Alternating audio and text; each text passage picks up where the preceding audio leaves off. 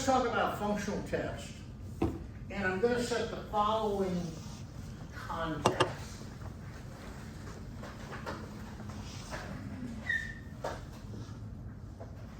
This is an acronym.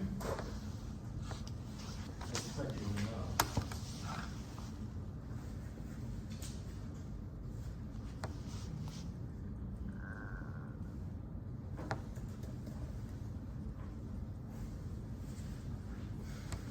CUT, circuit under test. We're going to assume that this is strictly a digital circuit.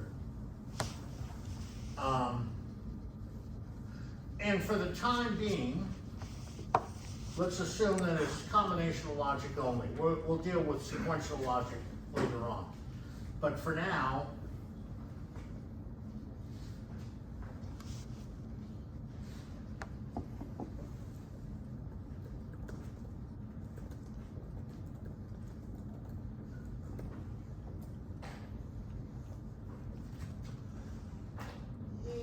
we'll assume that there are n inputs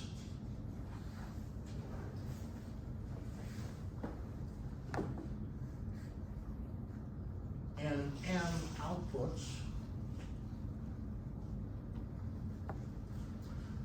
And I'm going to label these inputs x0, x1, x2, x3, and so on. And these outputs will be y0, y1, y2, y3, and so on.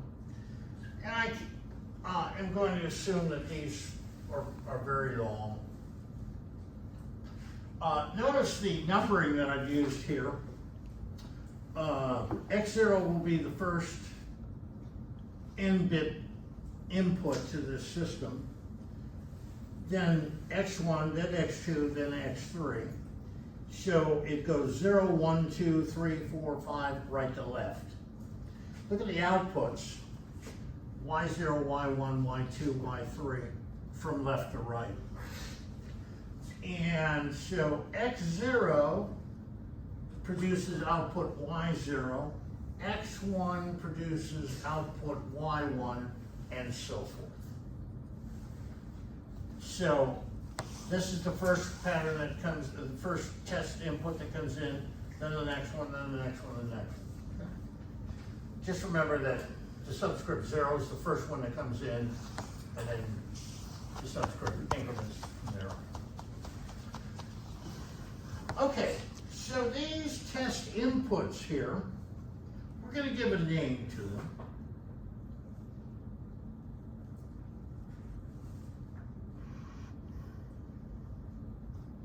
Known as test patterns or test vectors. Same thing, depends on personal preference as to whether you want to use the term test patterns or test vectors. Each test pattern is going to be n bits of data that are applied to the circuit under test. The circuit responds and produces an output.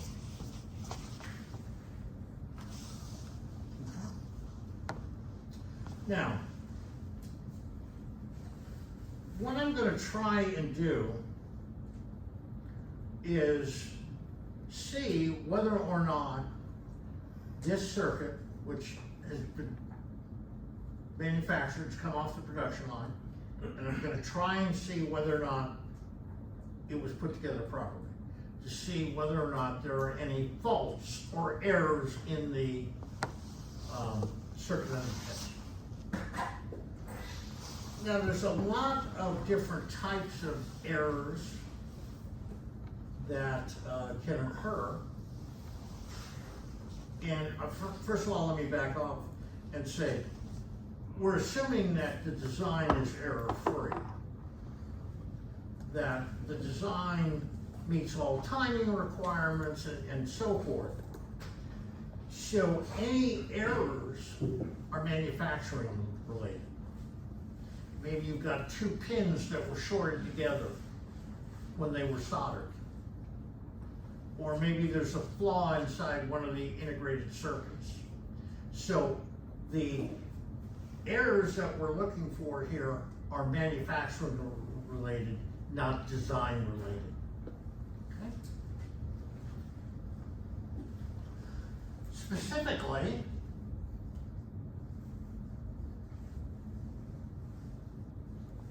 we're looking for something called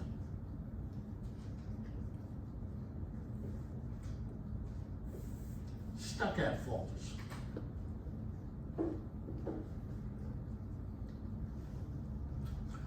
And there are two types. One type of stuck-at fault is stuck at zero. And what do you think the other one is? Stuck at one. Very good. So these are of equal significance. If I'm talking about a specific fault, then I will say stuck at zero or stuck at one. If I'm talking about generic faults, I will talk about stuck at faults. So I'll use this generic term, and that can refer to either one. Now, what is the stuck at zero? What this means is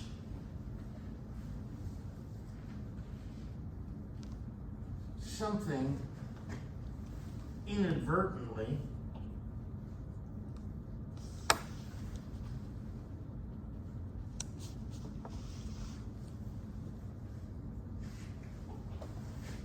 grounded.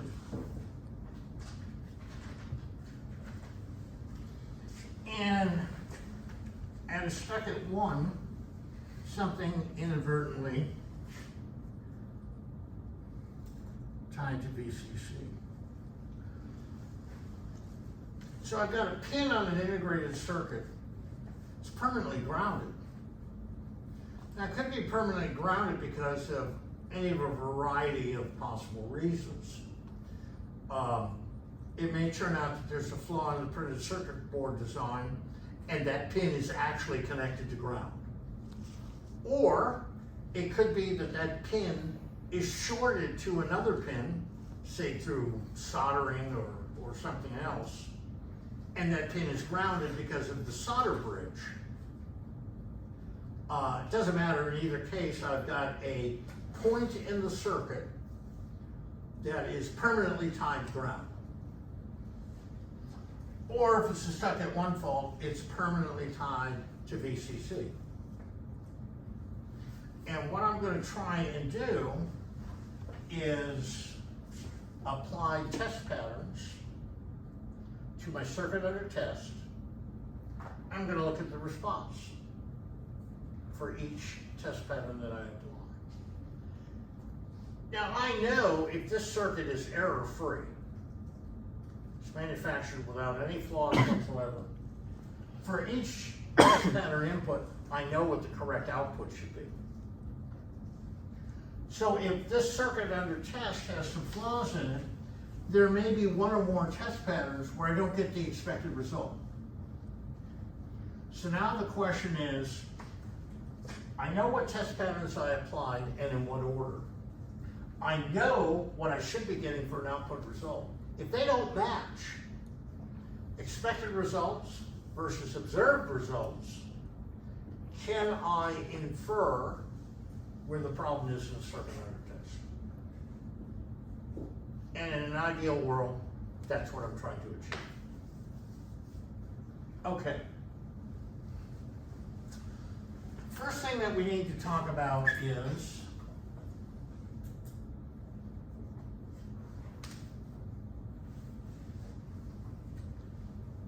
an exhaustive test.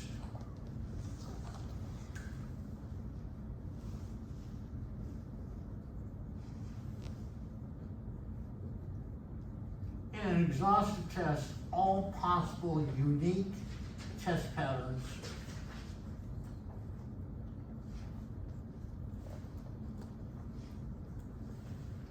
are used during the test.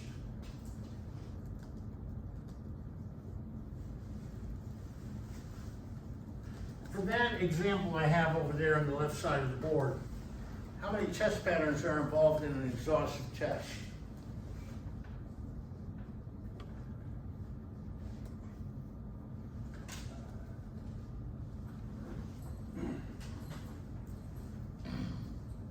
Say three. How many? Three. 3? 2 to the n. 2 to the n. Each test pattern is n bits. How many unique binary patterns do I get out of n bits? 2 to the n.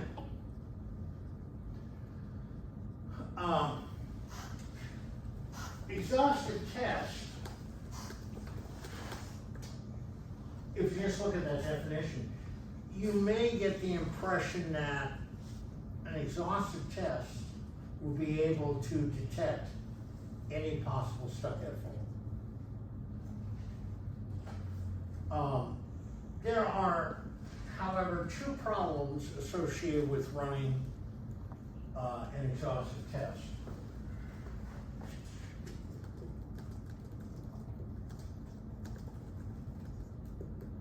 One, an exhaustive test can take too long.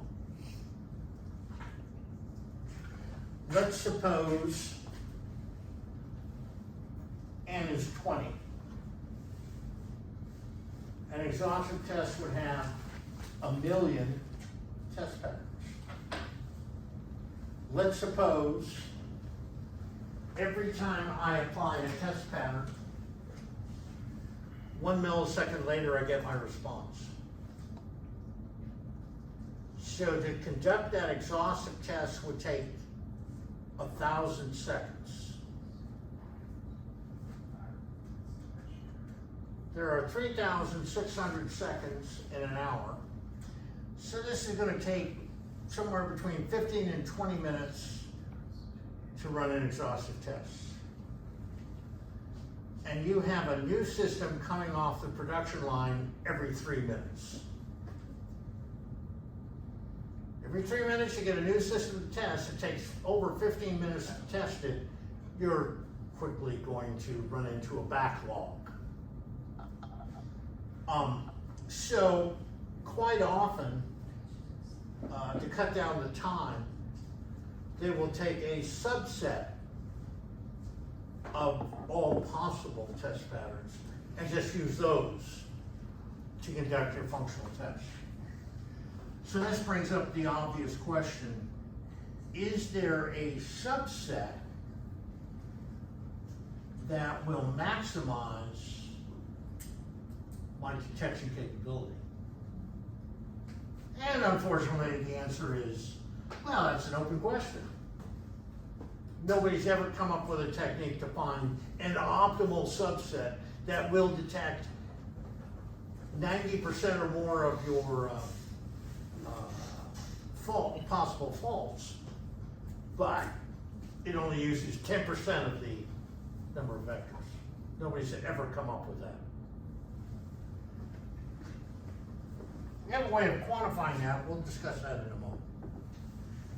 Second problem with this exhaustive test is, I made the comment, you may think that if time was not a factor and I could apply all possible test patterns, that should be able to detect any fault.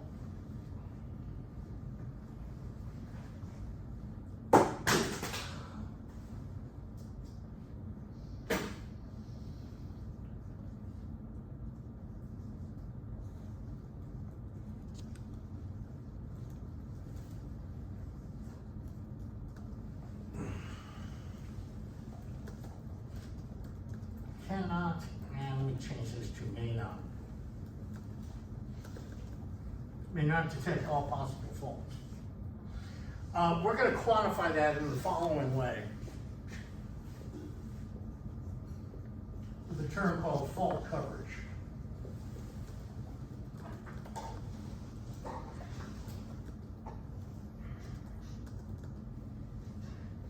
Fault coverage is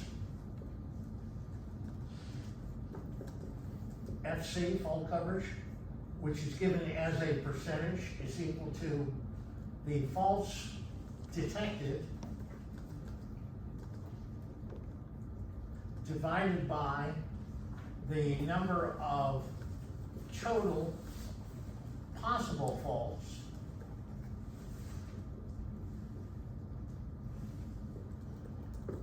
times 100. This obviously is a fraction. So you multiply by 100 because fault coverage is given as a percentage. So if I had a fault coverage of 100%, that means I could detect all possible faults.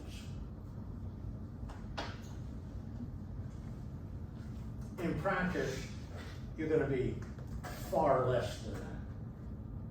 You may be at 60% fault coverage, 50% fault coverage. And if the exhaustive test takes too long and I have to take some small subset, you may be down around 25 or 30% fault coverage.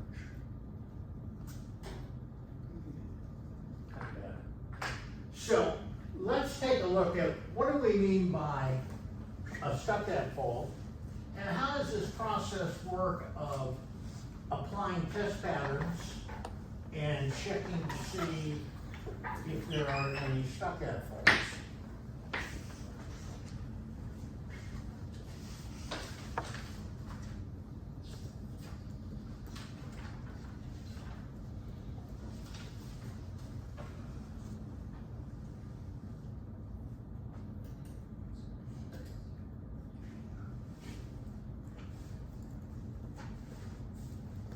All right, here's a simple circuit, combination logical.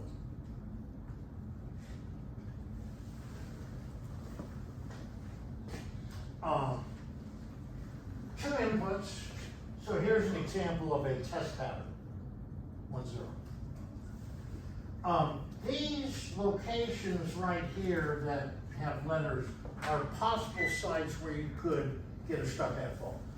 Might be a stuck-at 0, might be a stuck-at 1, but those are possible locations where that can occur. Okay, so I apply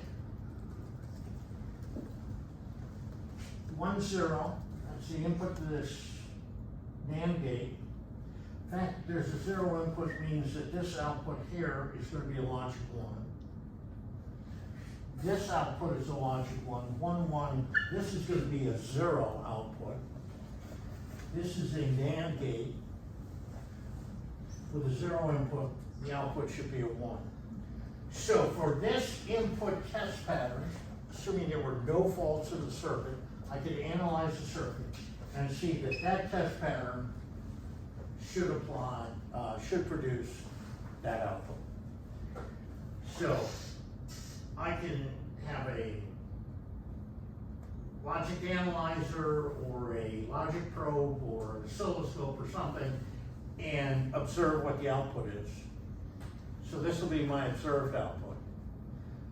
I will have analyzed the circuit. I know what the expected output should be for the 1, 0 input. So I compare my observed output by actually conducting the test and compare that with my expected output. And hopefully they'll all match for all possible test patterns. So this is how we would conduct a test with test patterns to look at, or look for, I should say, stuck-at faults. So now, same circuit, but it turns out that at this particular point H, we happen to get a stuck-at 0 fault. Apply the same test pattern, works its way through the circuitry, and you get a 0 output. That's the observed output. That was your expected output. They don't match. So for that test pattern, you have a mismatch between observed and expected outputs. Now, hopefully, if you run through an exhaustive test,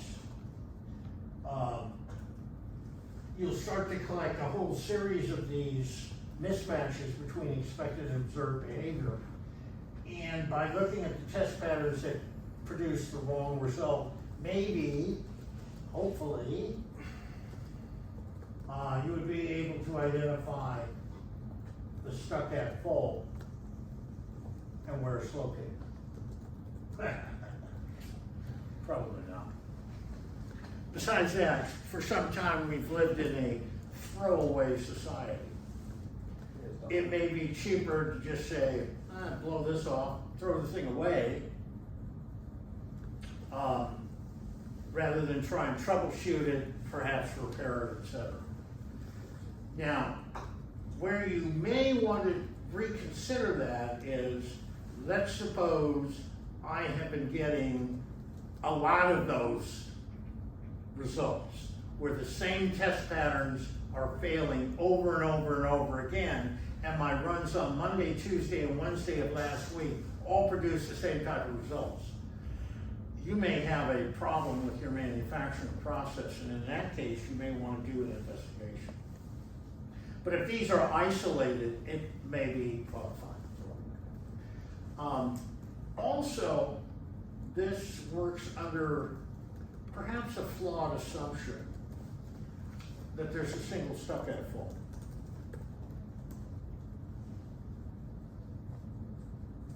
I'll put this down as a homework problem, but I'll tell you what the homework problem is. You have a circuit under test. There are, let's say, K locations where a stuck-at fault could occur. Could be stuck at 0, could be stuck at 1. You may have more than one stuck-at fault in the circuit. You're able to detect, pick a number, 200 faults. You were able to successfully detect 200. What's your fault coverage? The thing that you're going to have to figure out is,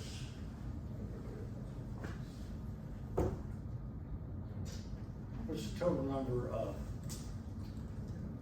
possible faults? Okay, so everybody see what a stuck-at fault is, and how by running these test patterns through, comparing observed with expected results, you could detect stuck-at faults. Maybe.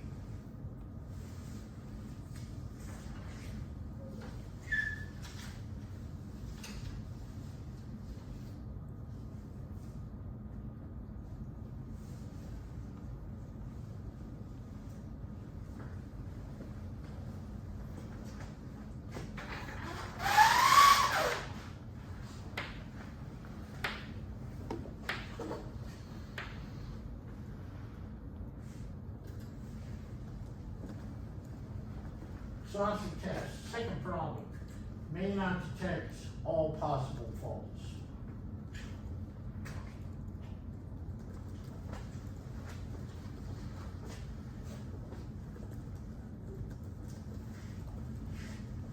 My circuit under test implements the following Boolean equation.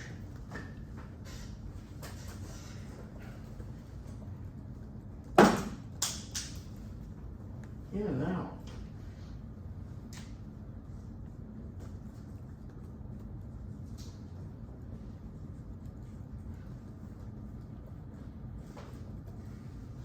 I'm going to put that in the kernel map.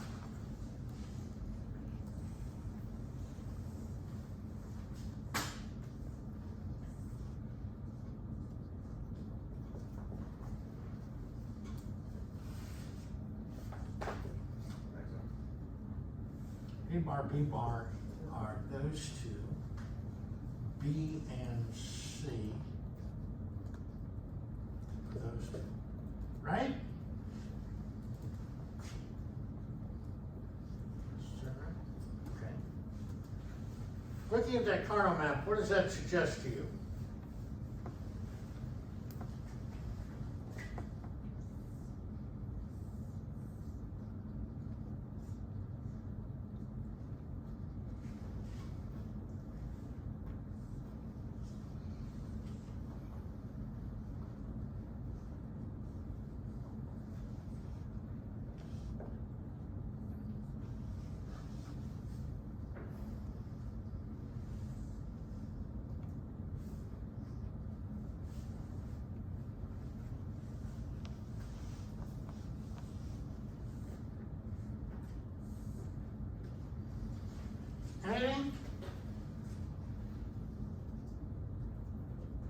Apparently not.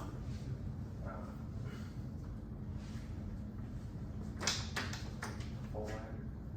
Have a group here. Have a group here. Now what does that suggest?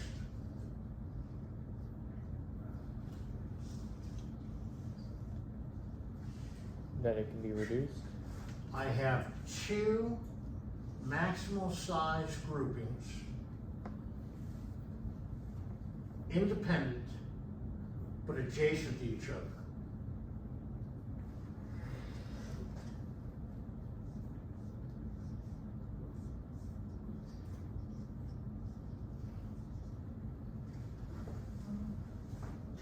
Remember hazards? That's how you detect hazards. Two maximal size groups, independent, adjacent to each other. How do I correct for that? Another term. Okay?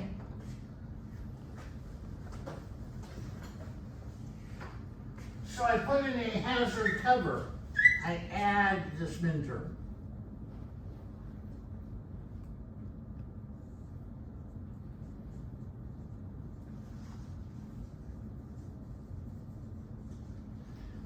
And what is that hazard cover? A bar and C.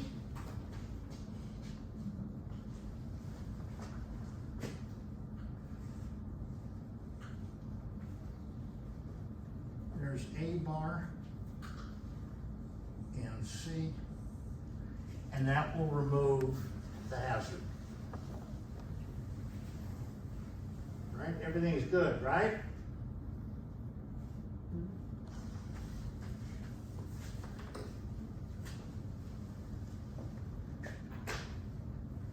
I get a stuck at zero fault right here.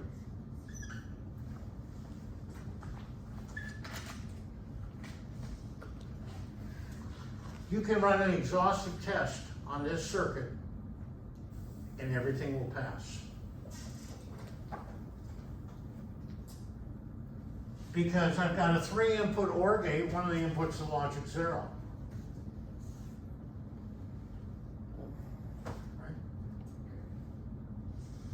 So this is a classic example of showing you where you can have a known stuck at 0 fault and an exhaustive test will pass.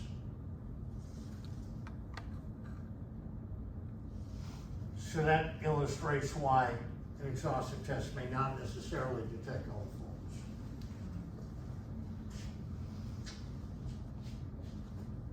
Okay.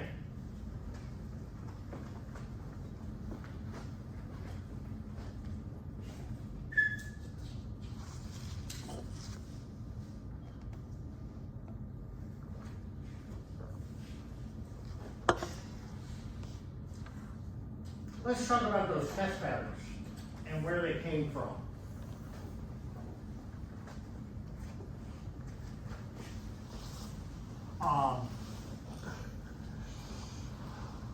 And we're going to assume that we want to run an exhaustive test.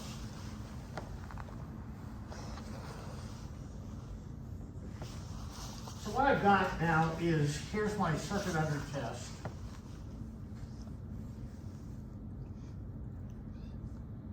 Here's my M outputs. Here's my N inputs.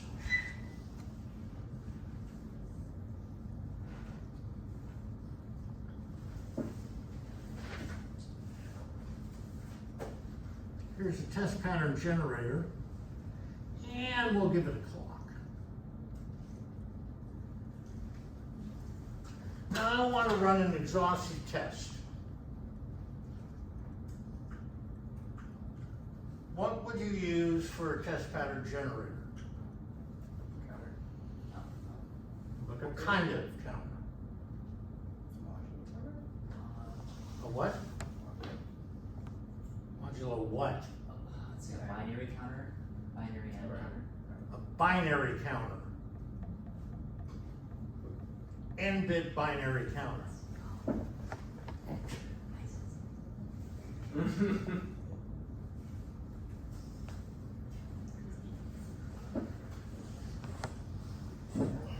Now that clearly would generate all n-bit binary patterns for your test inputs. And depending on your clock frequencies of that counter will determine how often of a time delay there is between two test patterns being applied. Every clock I generate a new test pattern. And this would certainly work.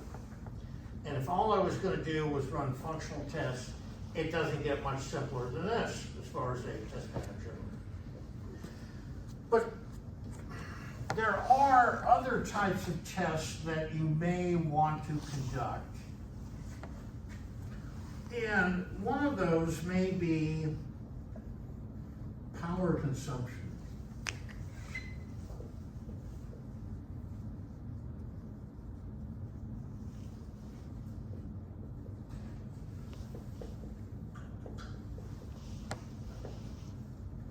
I may have a system that's battery operated. Runs off of a couple AA batteries. I want to know just how much power is this circuit going to consume so I can get some idea of what battery life to expect. So it turns out that power consumption is always going to be some function of switching activity.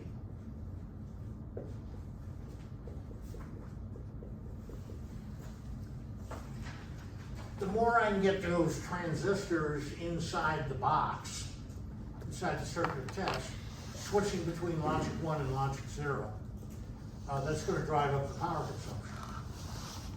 More switching activity, more power consumed. So what I want to do is apply the test patterns in an order that would tend to give me lots of switching activity, so I can get some idea of what the power consumption is going to be. So let's look at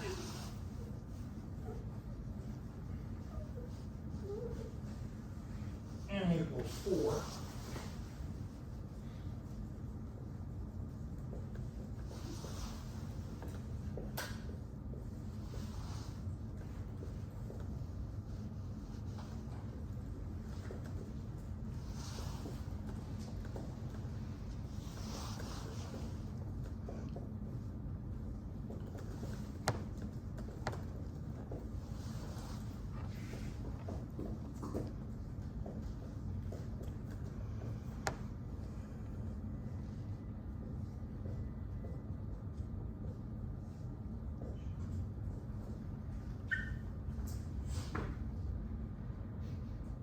And that from top to bottom is the set of 4-bit patterns that I would get out of a 4-bit binary counter.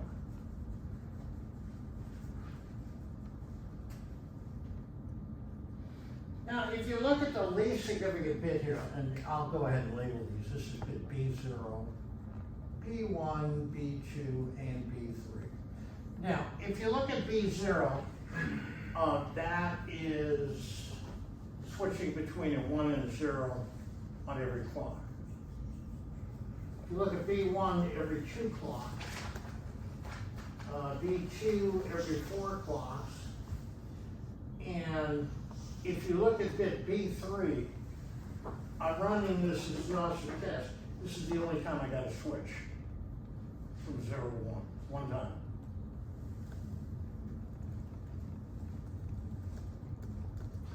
Here's my circuit under test, and I may not know what circuitry is being driven by these individual bits. But let's suppose, for the sake of discussion, bit B3 is an input to my circuit under test, and this happens to go into an inverter.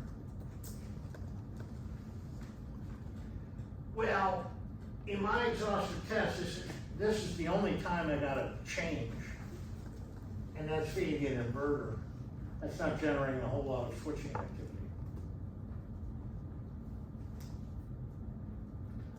Let me do this.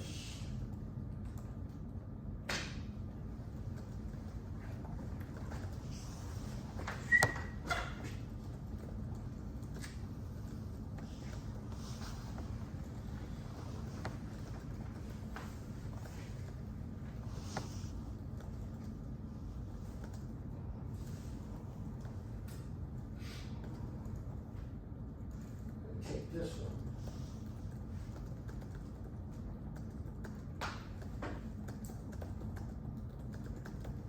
And this one. And swap them.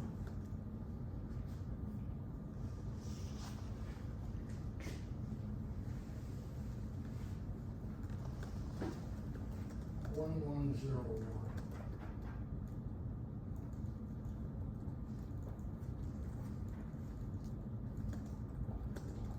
Zero, 1, 0.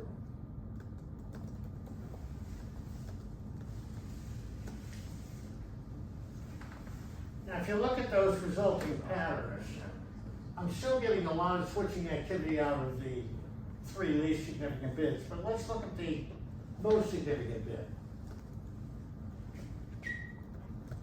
There's the switch. There's the switch. There's the switch.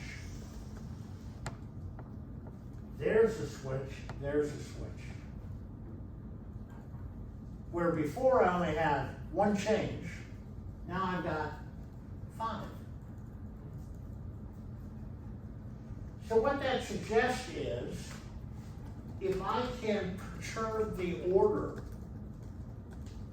of these 4-bit patterns, I might be able to generate more switching activity than the standard pattern set produced by binary counters. So if I gave you an arbitrary ordering of these numbers, you could certainly design a counter that would do that, because you learned how to do that early on in the course. Design a counter that has a defined count sequence. However, it turns out that there is a much, much easier way of generating these binary patterns in a perturbed order without going through that rather onerous design procedure that we went through second week of the course. And that's a special type of circuit known as another acronym that's used now.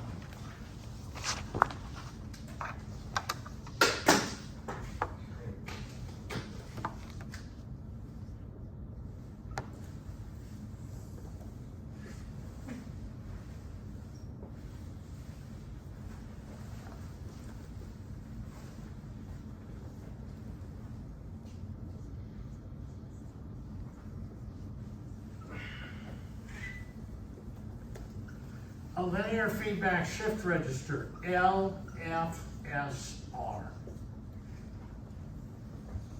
A linear feedback shift register will generate, properly designed, your n-bit patterns in a perturbed sequence. Only 1 pattern will be missing, all zeros. With the exception of that one, all other patterns will appear. And it's going to appear in a perturbed order, and it only requires 2 devices, 2 types of devices. Registers, D flip-flops, and exclusive OR gates, nothing else. Moreover, I can go to a table and instantly, if not sooner, come up with circuit design. You're not going to deal with state diagrams or anything, or Carnot maps or any of that stuff. It's table to design. No steps in between. and it's only gonna require registers and exclusive ordinance. And we will see on Wednesday how to generate test patterns using linear feedback shift registers. See you Wednesday.